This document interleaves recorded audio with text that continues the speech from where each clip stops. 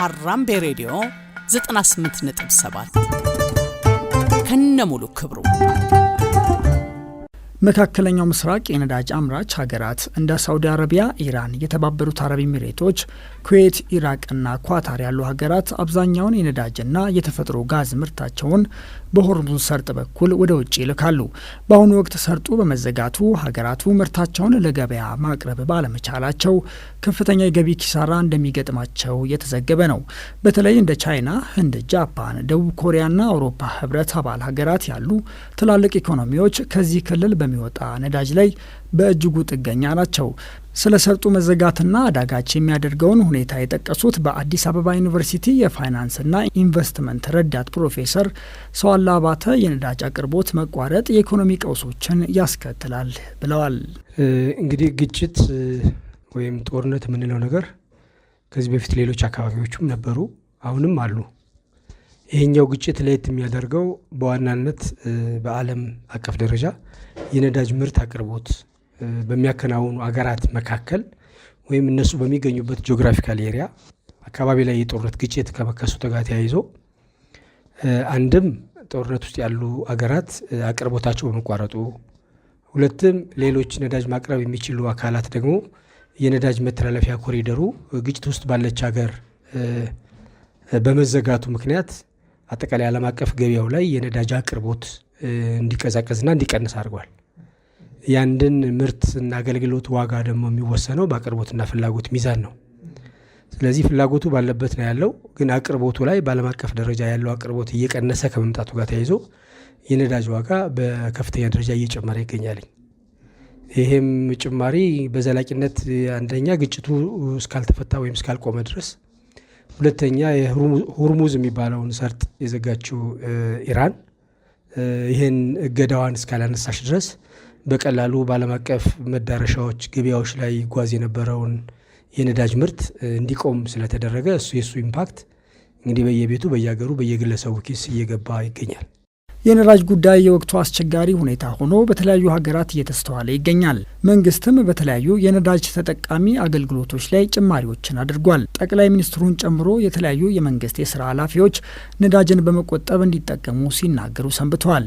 ይህን ተከትሎም የነዳጅ አቅርቦት ጉዳቱ በሀገራችን ላይ በምን መልኩ ሊበረታ ይችላል የሚለውን ባለሙያው ምላሽ አላቸው። እንግዲህ ያ ሰርጥ በዋናነት ከሚድል ኢስት ወይም ደግሞ ከዚህ ከምስራቁ ከኢስተርኑ ሪጅን ወይም አካባቢ የሚመነጨውን ነዳጅም ሆነ ሌሎች ምርቶች የሚተላለፉበት የመርከብ መተላለፊያ መንገድ ከመሆኑ ጋር ተያይዞ በቀላሉ አውሮፓ ገበያ፣ አፍሪካ ገበያ የሚደርሰው ነዳጅ ያን መንገድ ያን መስመር ተከትሎ ይሄድ ስለነበረ አሁን መስመሩ በመዘጋቱ ምናልባት በታች በሳውዝ አፍሪካ አድርጎ በአትላንቲክ ዙሮ ሊመጣ ይችላል። ይሄ በራሱ አንደኛ የጊዜ ጉዳይ አለ፣ ትራንስፖርቱ የሚፈጀው ጊዜ፣ ሁለተኛ የትራንስፖርት ኮስቱ እንትኑ መዳረሻው በረዘመ ቁጥር ኮስቱ እየጨመረ ይሄዳል። ስለዚህ ይሄ የሆርሙዝ ሰርጥ አቋራጭ መንገድ ነበረ በተለይ ለአውሮፓ ገበያ። ከዛ ባለፈ አሁን ኢሚዲየትሊ ከችግሮች ላይ ችግር እየተደራረበ መጥቶ በኢራንና በእስራኤል እንዲሁም በአሜሪካ ጦርነት ምክንያት ዓለምን እንትን አለው እንጂ ከዚህ በፊትም አሜሪካ ላቲን አሜሪካ ላይ በወሰደችው እርምጃ ምክንያት እንዲሁ የነዳጅ አቅርቦት እክል ገጥሞታል። የቬንዙዌላው መሪ በአሜሪካ ታግተው ከተወሰዱ በኋላ በዋናነት የቬንዙዌላ ነዳጅ እየተቆጣጠረች ያለችው እንግዲህ በተለያዩ የዓለም አቀፍ ሚዲያዎች እንደምንሰማው አሜሪካ ነች። ከዚህ ነዳጅ በዋናነት ተጠቃሚ የነበረችው ቻይናና ኩባ በከፍተኛ ደረጃ ይሄ ምርት እንዲቆምባቸው ተደርጓል። ስለዚህ ሌላው አማራጭ የነዳጅ ገበያ ደግሞ ይሄ ሚድል ኢስት የምንለው አካባቢ ራሷ ቴህራን፣ ሳውዲ አረቢያ፣ ባህሪን እና መሰል የመካከለኛው ምስራቅ ሀገራት ናቸው እና አንደኛ እነዚህ ሀገራት በሙሉ ጦርነት ላይ ናቸው። አንዳንዶቹ የነዳጅ መሰረተ ልማቶቻቸው በጦርነቱ ምክንያት ተጎድተዋል። ምርቱ ከመቋረጡና እክል ከመግጠሙ ባሻገር ያለውን ምርት በጊዜ ኮስት ኢፌክቲቭ በሆነ ወጭ ቆጣቢ በሆነ መንገድ በሆነ ትራንስፖርት እንዳያልፍ ያ ሰርጥ ደግሞ በኢራን መዘጋቱ የበለጠ የነዳጁን እጥረትና ዋጋው በዚህ ልክ እንዲነር አድርጎታል። የነዳጅ አቅርቦት በመቀነሱ ዓለም አቀፍ የነዳጅ ዋጋ በከፍተኛ ሁኔታ እንደሚጨምር ተመላክቷል። ይህም የኃይል ወጪን በመጨመር የሀገራትን ኢኮኖሚ ያሽመደምዳል። የነዳጅ ዋጋ ንረት የትራንስፖርት የማምረቻና ሌሎች ኢንዱስትሪዎችን በማዳከም የዋጋ ንረትን ያባብሳል። ይህም ዓለም አቀፍ የኢኮኖሚ እድገትን በእጅጉ ይጎዳል፣ አልፎ ተርፎም ወደ ኢኮኖሚ ቀውስ ሊያመራ ይችላል ነው የተባለው። እንደ ረዳት ፕሮፌሰር ሰዋለ ገለጻ ይህ ስጋቶች እንዳይፈጠሩ በነዳጅ ቁጠባ ላይ የእያንዳንዱ ዜጋ እጥረት አስተዋጽኦ እንዳለው ይገልጻሉ። የዛ ኢምፓክት ነዳጅ ድርጅትም ደግሞ ይሄን አጋጣሚ ተጠቅሞ ከዚህ በፊት የምናያቸው በየጊዜው የነዳጅ ዋጋ እየጨመረ ነው የመጣው በዚህ 2 ዓመታት ውስጥ ከፍተኛ በሚባል ደረጃ። ስለዚህ ይሄ በእያንዳንዱ የነዳጅ ፍጆታ ተጠቃሚ በሆኑ ድርጅቶች፣ አሽከርካሪዎች፣ የመኪና ባለቤቶች፣ የድርጅት ባለቤቶች፣ የፋብሪካ ባለቤቶች ላይ ከፍተኛ የሆነ ተጽዕኖ ያሳድራል። እነዚህ አካላት ደግሞ ይህን ተጽዕኖ እነሱ አይደለም የሚሸከሙት፣ መልሰው ገበያ ላይ በሚያወጧቸው ምርቶችና አገልግሎቶች ላይ ጨምረው ነው የሚሰጡት፣ ትራንስፈር ነው የሚያደርጉት። ስለዚህ አልቲሜትሊ መጨረሻ ተጎጂ የሚሆነው ኮንሱመሩ ነው፣ ወይም ምርትና አገልግሎት ተጠቃሚው ሰፊው ማህበረሰብ ነው። ድርጅቶች ኮስታቸው ቢጨምር ዋጋቸው ላይ ጨምረው ወደ ተጠቃሚው ያስተላልፉታል። በተለይ ደግሞ ይሄ ውስን የሆነ የገቢ ምንጭ ያለው የማህበረሰብ ክፍል ሰራተኛው፣ የመንግስት ሰራተኛው፣ የግል ሰራተኛው እሱ ላይ ነው የሚበረታው ይሄ የዋጋ ንረትና የነዳጅ ጭማሪና የዚህ ሁሉ ድምር ውጤት በሀገር አቀፍ ደረጃ ያለውን የዋጋ ንረትን እጅግ በጣም ያባብሰዋል። ባለፉት 2-3 ዓመታት መንግስት የዋጋ ንረትን ለመቆጣጠር ያስችለኛል የሚለውን የፖሊሲ እና የመመሪያ አውጥቶ እነሱን እየተገበረ ቆይቷል። እሱም የተወሰነ ትርጉም ያለው ለውጥ እንዳመጣ አይተን ነበር። አሁን የተፈጠረውና አያያዙን ስናየው ግን ይሄ ኦቨርኦል ኢፌክቱ የሀገሪቱን የዋጋ ንረት በከፍተኛ ደረጃ የሚያባብሰው፣ ያ ደግሞ አልፎ ተርፎ የሶሻልና ፖለቲካል ክራይሲስም ሊያመጣ ይችላል።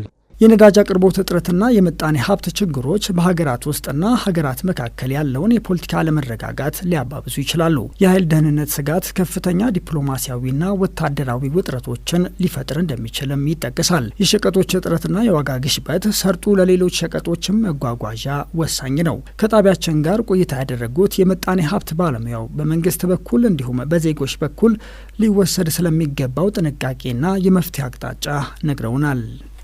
በግለሰብ ደረጃ ያለውን ኢምፓክት እያንዳንዱ በቤቱ መቆጣጠር ይችላል።